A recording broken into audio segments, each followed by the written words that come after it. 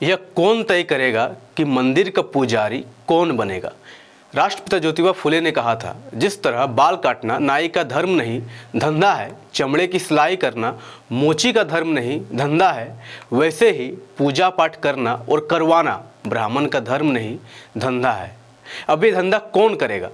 क्या इस धंधे पर सिर्फ ब्राह्मणों का अधिकार रहेगा जैसे हजारों सालों से रहता आया है, या फिर जाति धर्म और वंश के भेदभाव से ऊपर उठकर योग्यता के आधार पर सभी को इस धंधे पर अधिकार मिलना चाहिए? आपको ये सुनकर थोड़ी हैरानी जोर हो रही होगी।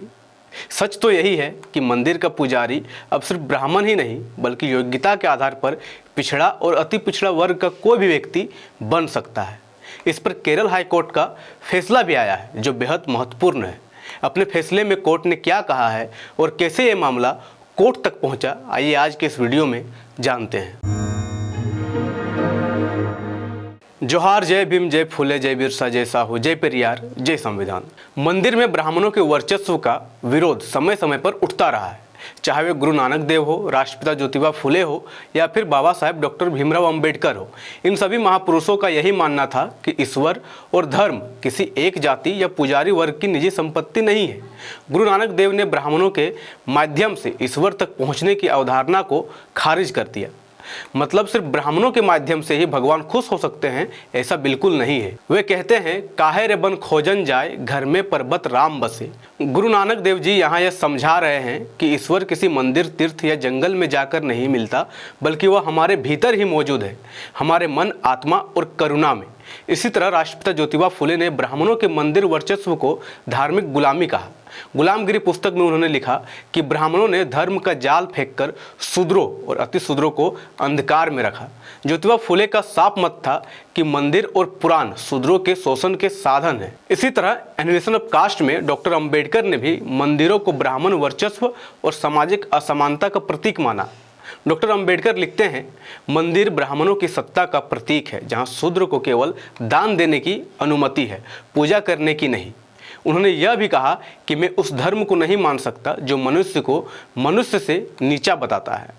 मूल निवासी महापुरुषों ने धर्म और मंदिरों में ब्राह्मणों के वर्चस्व का विरोध किया और मूल निवासी महापुरुषों के सामाजिक आंदोलन का ही परिणाम है कि इस पर लोग जागरूक हुए और संविधान सभा ने नागरिकों के लिए इसे मौलिक अधिकारों में समाहित कर दिया। भारत के संविधान का अनुच्छेद 15 धर्म, मूल वंश, जाति, लिंग या जन्मस्थान के आधार पर भेदभाव को प्रतिबंधित करता है और राज्य को इन आधारों पर किसी भी नागरिक के साथ भेदभाव करने से रोकता है, जिसमें मंदिर में पुजारी की नियुक्ति जैसे मामले भी शामिल है, जहां योग्यता और प्रशिक्षण को प्राथमिकता दी जानी चाहिए। यानी मंदिर का पुजारी किसी को सिर्फ इसलिए नियुक्त नहीं किया जाना चाहिए कि वह सिर्फ जाति का ब्राह्मण है या उनकी कई पीढ़ियां पूजा पाठ करवाते आए हैं, बल्कि पुजारियों की नियुक्ति योग्यता के आधार पर होनी चाहिए।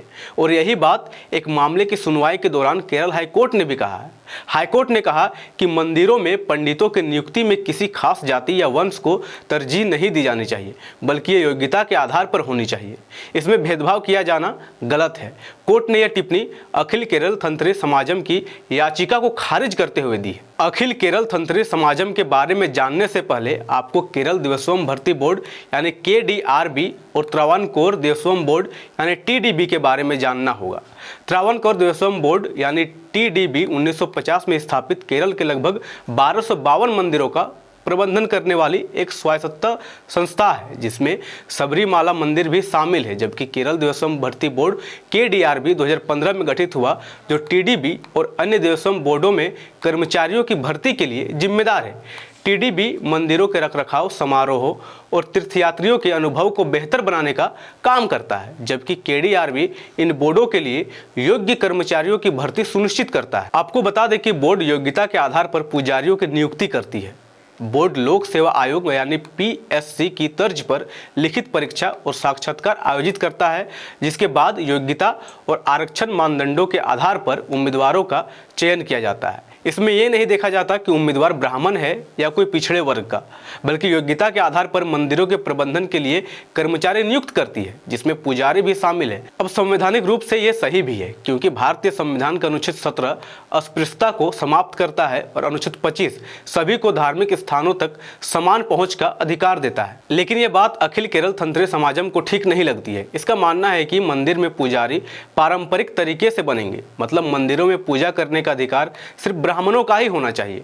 जाति या वंश से परे जाकर किसी को पुजारी नहीं बनाया जाना चाहिए। अपनी इन्हीं मांगों को लेकर अखिल केरल तंत्री समाजम यानी AKTS ने केरल देवस्वम भर्ती board KDRB, Travancore Devaswom board TDB के खिलाफ याचिका दायर। आपको बता दें कि अखिल केरल तंत्री समाजम केरल के लगभग 300 पारंपरिक तंत्री परिवारों की संस्था है। ये संस्था केवल ब्राह्मण समुदाय के सदस्यों और उन तंत्री परिवारों के लिए है जो कम से कम 7 पीढ़ियों से पूजा करते आ रहे हैं। अखिल केरल तंत्री समाजम का तर्क यह है कि मंदिर के तंत्री यानी मुख्य पुजारी देवता के आध्यात्मिक पिता होते हैं और प्राण प्रतिष्ठा करते हैं, इसलिए केवल पारंपरिक ब्राह्मण मुख्य पुजारियों द्वारा जारी प्रशिक्षण प्रमाण पत्र ही शांति यानी पुजारी पद के लिए एकमात्र वैध योग्यता होनी चाहिए। हालांकि केरल हाईकोर्ट ने अखिल केरल तंत्री समाजम की याचिका खारिज कर दी है।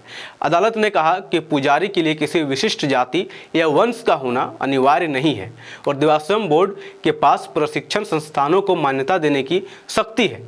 केरल हाईकोर्ट ने मंदिरों में पुजारी बनने के लिए शैक्षणिक योग्यता को मान्यता दी है। कोर्ट ने यह भी साफ किया कि किसी व्यक्ति की नियुक्ति के लिए किसी खास जाति या वंश का होना जरूरी नहीं है।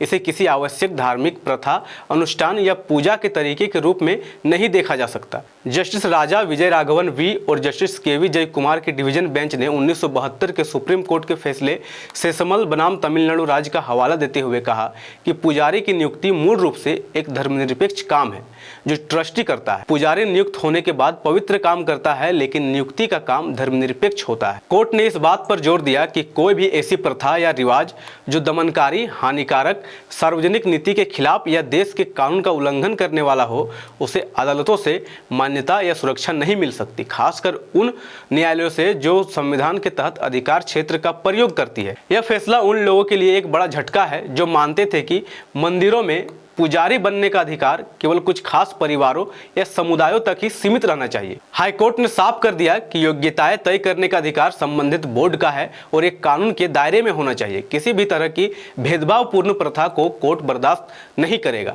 यह फैसला मंदिरों में नियुक्ति प्रक्रिया को अधिक पारदर्शी और योग्यता आधारित बनाने की दिशा में एक महत्वपूर्ण कदम है। इस पर आपकी क्या राय है, हमारे साथ शेयर जरूर करें। जय संविधान, जय भारत, जय भीम, जय मूल निवास। MNT न्यूज नेटवर्क को सब्सक्राइब करें, लाइक और फॉलो करना ना भूलें।